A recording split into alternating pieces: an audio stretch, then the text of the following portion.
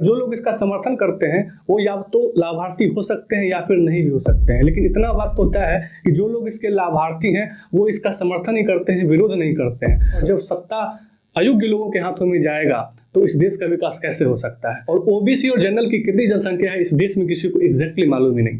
1931 ईस्वी में अंतिम बार भारत में जातीय जनगणना हुई थी। 2011 आता है, 2011 में बहस छिड़ती है कि आरक्षण जिस वजह से लाया गया अगर उसका पालन हो ही नहीं पाएगा तो फिर आरक्षण का मतलब क्या रहा। भारत में इस वक्त जितने भी मुद्दे चल रहे हैं सारे मुद्दों में अगर सबसे ज्यादा विवाद अगर किसी मुद्दे पे है तो वह है आरक्षण। आरक्षण भारत में इतना बड़ा मुद्दा है कि हर व्यक्ति अपना राय इस पे देना चाहता है, और जब भी राय देगा तो इसमें दो ही चीजें हो सकती है, या फिर इसका लोग विरोध करेंगे या फिर इसका लोग समर्थन करेंगे।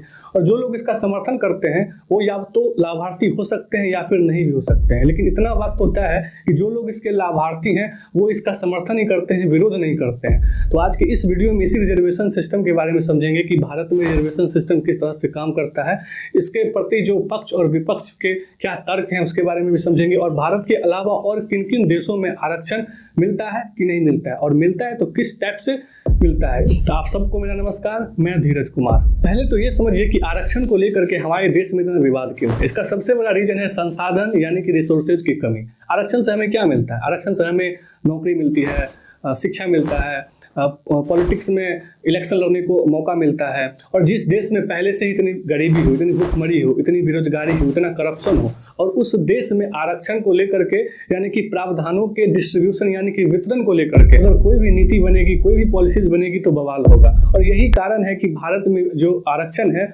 वो बहुत बड़ा मुद्दा रहा है, हमेशा से बहुत बड़ा मुद्दा रहा है। जो लोग इसका समर्थन करता है उनके परिवार में, उनके समुदाय में, उनके समाज में, उनके जाति में हमेशा ये बताया जाता है कि हमारे पूर्वजों के साथ काफी नाइंसाफी हुई है, हमारे पूर्वजों से काफी हक छीना गया है, हम लोगों से हक छीना गया, हजारों वर्षों से हमारे ऊपर शोषण हुआ है। लेकिन जब हम लोगों को आगे बढ़ने का मौका मिल रहा है तो हम लोग आगे क्यों नहीं बढ़े। लेकिन उसके दूसरे पक्ष में जाएं तो जो इसका विरोध करते हैं उनका कहना है कि जो लोग अयोग्य होते हैं उनको आरक्षण मिल रहा है, जिस वजह से सत्ता भी उनको मिल रहा है, और जब सत्ता अयोग्य लोगों के हाथों में जाएगा तो इस देश का विकास कैसे हो सकता है। ये दो पक्ष और विपक्ष के तर्क और वितर्क हैं, आगे हम इसको और भी समझेंगे। अब समझते हैं ये आरक्षण होता क्या है, इसकी उत्पत्ति कहाँ से हुई, इसका ओरिजिन क्या है। आप एक शब्द समझिए, एफर्मेटिव एक्शन।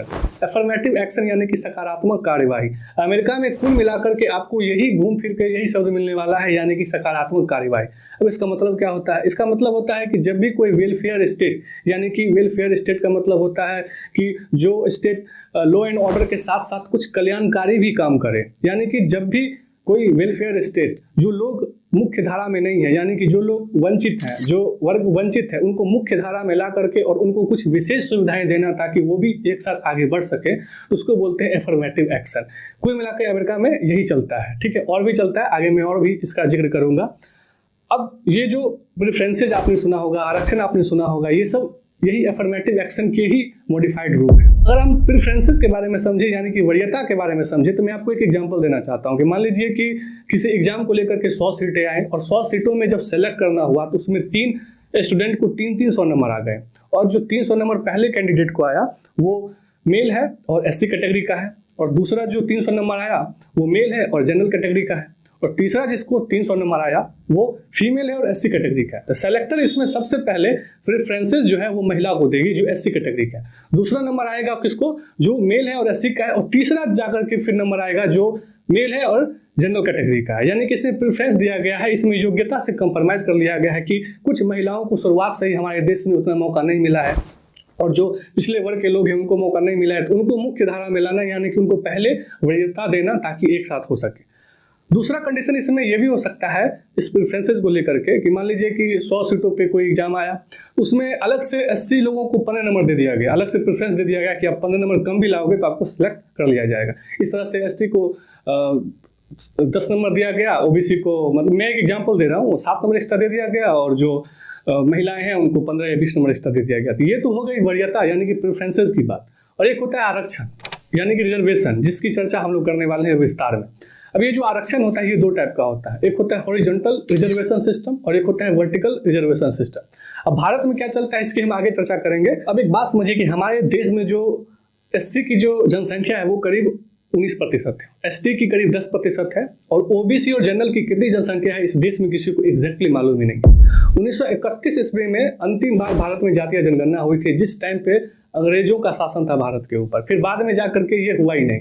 फिर सुप्रीम कोर्ट ने भी कहा कि भाई जब हमारे पास कोई डाटा ही नहीं है तो इसके प्रति हम लोग क्या कुछ नीति बना सकते हैं, तो इसके ऊपर कुछ कीजिए। फिर 1980 ईस्वी आता है, मंडल कमीशन बनाया जाता है 1980 ईस्वी में। मंडल कमीशन को बनाया गया था ताकि वो ओबीसी के बारे में जानकारी ले, उनकी जनसंख्या के बारे में समझ पाए। 1931 का जो सेंसस हुआ था उसके बेसिस पे वो कुछ रिपोर्ट बनाती है, और उस समय ये बताया जाता है कि जो ओबीसी की जो जनसंख्या है वो भारत में करीब अभी 52% है। ये कुछ फॉर्मूला लगा के, कुछ पैरामीटर जो 1931 में हुई थी अंतिम बार जातीय जनगणना, उनके बेसिस पे उन्होंने रिपोर्ट बनाया था। अलग से ऐसा कोई सेंसस हुआ नहीं था। अब क्या होता है कि हमारे देश में ना जो एससी कैटेगरी होते हैं, एसटी कैटेगरी होते हैं, उनकी तो जब भी 10 वर्षों में सेंसस होता है यानी कि जनगणना होती है तो उनका रिपोर्ट तो आता है, लेकिन बाकी जो कैटेगरी यानी कि ओबीसी हैं, ईडब्ल्यूएस हैं, जो जनरल कैटेगरी है, जो अनरिजर्व कैटेगरी है, उनका सेंसस नहीं होता है। 2011 आता है, 2011 में बहस छिड़ती है और बाद में जाकर के ये रिजल्ट आता है कि भारत में जातीय जनगणना होना चाहिए। 3 मंत्रिमंडल के सहयोग से SECC बनाया जाता है, socio economic and caste census करवाया जाता है। पूरी तरह से इसको जब करवाया जाता है तो उस टाइम पे यूपीए की सरकार थी, उस टाइम पे इलेक्शन का टाइम आ जाता है। लेकिन जो भी रिवील करना होता है डाटा वो यूपीए की सरकार करती है, लेकिन ये जो धार्मिक लिंक को लेकर के, जो हिंदू मुस्लिम का जो जनसंख्या और जो जाति को लेकर के जो ओबीसी और जो जिस वजह से करवाया गया था एग्जैक्टली वो रिवील करती ही नहीं है। उस टाइम पे एनडीए था विपक्ष में, उसने सवाल भी उठाया कि आप क्यों नहीं रिवील कर रहे हैं, लेकिन वो नहीं रिवील करती है। उसका कारण ये था कि उस टाइम पे इलेक्शन था, और इलेक्शन में अगर लोगों को पता चल जाता है कि जो मुस्लिम का जो अनुपात है वो हिंदू के अनुपात में थोड़ा सा बढ़ता चला जा रहा है उसकी जनसंख्या, तो पॉलिटिक्स थोड़ा सा चेंज हो सकता था और सरकारें बदली जा सकती थी। यही कारण था कि उस टाइम पे ये डाटा को रिवील किया नहीं जा सकता था। उन्होंने इस डाटा को रिवील कभी किया ही नहीं। भारत में एग्जैक्टली हम लोगों को पता ही नहीं है कि ओबीसी की जो कैटेगरी है उसकी जनसंख्या कितनी है, जो जनरल कैटेगरी के लोग हैं उसकी जनसंख्या कितनी है। फिर 2006 में करीब NSSO की रिपोर्ट आती है और उन्होंने कुछ फॉर्मूला लगाया और उन्होंने बताया कि ओबीसी की जो जनसंख्या है करीब 41% है। कुछ लोगों का मानना है कि जिस हिसाब से जो ओबीसी हैं उनकी जनसंख्या बढ़नी ही चाहिए, घटनी नहीं चाहिए, लेकिन किस हिसाब से इन्होंने लगाया जो 52% से घट करके 41% आ गया। कुल मिलाकर के अगर हम इसी डाटा पे चले तो एससी का करीब हो गया 19%, एसटी हो गया 10%, ओबीसी हो गया 41% और ईडब्ल्यूएस करीब हो जाएंगे 20%, और जो अनरिजर्व बचा वो 10% हो गया, और इसमें 5% महिलाएं होंगी। तो टोटल 95% लोगों को भारत में आरक्षण मिलना चाहिए। अब एक बात आप समझिए, जब भी भारत में कहा जा रहा है कि 50% आरक्षण की बात कहा जा रहा है तो पूरे देश में जो 95% लोगों को है उन 95% लोगों को आरक्षण की बात चल रही है, उन लोगों को आरक्षण दिया जाना चाहिए, ऐसा कहा जा रहा है। अब समझते हैं हॉरिजॉन्टल रिजर्वेशन सिस्टम के बारे में। हॉरिजॉन्टल रिजर्वेशन सिस्टम हमारे देश में नहीं चलता है। ये हॉरिजॉन्टल रिजर्वेशन सिस्टम सिर्फ महिलाओं और जो फिजिकल डिसेबल्ड हैं उनके ऊपर लागू होता है। अब ये होता कैसे है? एससी को जो रिजर्वेशन मिलता है वो अभी 15% मिलता है, एसटी को करीब 7.5%, ओबीसी को 27% और जो ईडब्ल्यूएस है उनको 10% मिलता है। लगभग 59.5% ये हो गया, इतनी आरक्षण मिलती है। बाकी बचा 40 करीब मान लीजिए वो अनरिजर्व यानी कि जनरल कैटेगरी हो गया। तो इसमें कोटा फिक्स कर दिया गया है। इसमें होता क्या है कि अगर वो ओबीसी से है तो 100 लोगों की सीट आई, 100 एग्जाम लिया गया, 100 लोगों की वैकेंसी है, उसमें 27 लोग ओबीसी से जाएंगे, 15% लोग एससी से जाएंगे, 8 लोग करीब एसटी से जाएंगे और 40% जनरल कैटेगरी से जाएंगे। तो ये हालांकि भारत में नहीं चलता है, इसमें कोटा ऐसा फिक्स नहीं है। ये सिर्फ महिलाओं और फिजिकल डिसेबल्ड है वो उसमें ये सब चलती है।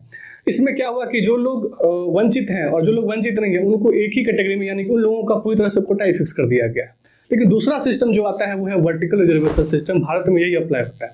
इसमें क्या है, जो 40% जो अनरिजर्व का बचा हुआ है इसमें सब लोग आ सकते हैं, जितने भी, मान लीजिए कि अगर किसी का रैंक 10 आया है, 12 आया है, 13 आया है और ये लोग एससी से हैं तो इनको जनरल कैटेगरी के माध्यम से ही माना जाएगा। ये 40% में ही रखा जाएगा और अलग से इनको 15% दिया जाएगा। ओबीसी में भी ऐसा ही होगा कि अगर किसी बच्चे का 5 लोग हैं, किसी का 1 to 40 में ही रह गया है तो वो 5 बच्चा इस अनरिजर्व में माना जाएगा और जो बाकी जो 27% इन लोगों के लिए अलग से कोटा बना है उसमें जाएंगे। तो ये पूरा रिजर्वेशन सिस्टम चलता है, वर्टिकल रिजर्वेशन, जो हमारे भारत में अप्लाई होता है। अब हमारे देश में रिजर्वेशन कहाँ कहाँ मिलता है? हमारे देश में जो रिजर्वेशन मिलता है वो पॉलिटिक्स में मिलता है, यानी कि लोकसभा, विधानसभा, पंचायती राज और जो म्यूनसिपल पार्टीज है उनमें मिलता है।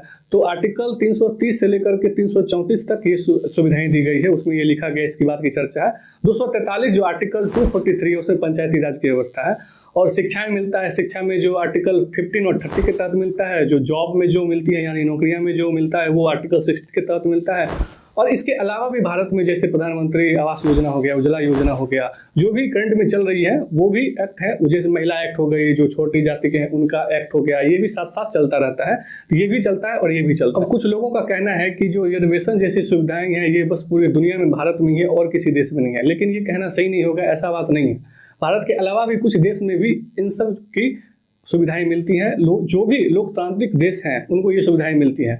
जैसे कि एफर्मेटिव एक्शन की मैंने बात करी, वो यूएसए, यूके, फिनलैंड, स्वीडन, इन जैसे देशों में यही सुविधाएं चलती है। फिर कनाडा में चलता है, जो लोकल वहाँ के ट्राइबल लोग हैं।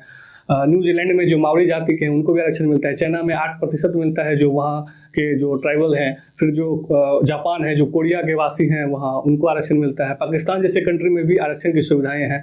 तो ऐसा नहीं है कि मतलब पूरी दुनिया में जो भी लोकतांत्रिक देश हैं, जो लोकतंत्र को सपोर्ट करते हैं, उनमें आरक्षण या फिर आरक्षण जैसी सुविधाएं बिल्कुल मौजूद होती हैं। अब हम बात करते हैं आरक्षण के प्रति जो पक्ष और विपक्ष है, इसका क्या तर्क हो सकता है। तो इसमें दो बातें हो सकती है, या तो लोग इसका विरोध करेंगे या फिर लोग इसका समर्थन करेंगे। और जो लोग इसका समर्थन करते हैं उनका कहना है इंक्लूजन यानी कि समावेशी। एक शब्दों में समझे तो मोदी जी जो जैसा कहते हैं सबका साथ सबका विकास, जब हम लोग सब एक साथ मिलेंगे, सबका कंट्रीब्यूशन एक साथ होगा, तो जाकर के भारत एक विकास के प्रति आगे बढ़ेगा, भारत का विकास होगा। दूसरा रीजन ये भी हो सकता है कि सेक्युलर, यानी कि जितना अनुपात नारियों का यानी कि महिलाओं का इस देश में है, करीब 50% है, तो उनका कंट्रीब्यूशन में संसद में भी और भी जहाँ जो भी सेक्टर है उनका उतना अनुपात में कंट्रीब्यूशन होना चाहिए। और तीसरा तर्क हो सकता है राज्यों के प्रति विश्वास। अगर सभी लोगों को मुख्य धारा में जोड़ करके एक साथ आगे बढ़ेंगे तो जो लोग पिछड़ गए हैं उनको विश्वास होगा इस लोकतंत्र के प्रति, तो सब लोग एक साथ विकास करेंगे, तब जाकर के भारत एक विकसित देश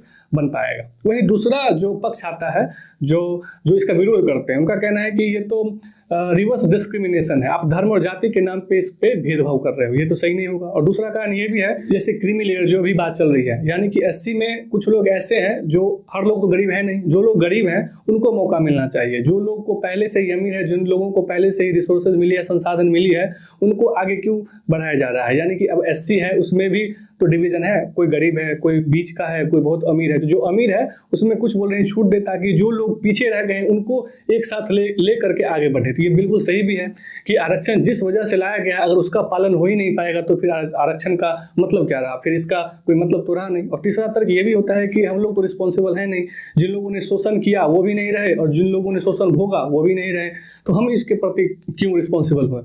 ये कहना सही नहीं होगा, क्योंकि देखिए दो टाइप का कानून होता है, एक होता है सिविल और एक होता है क्रिमिनल।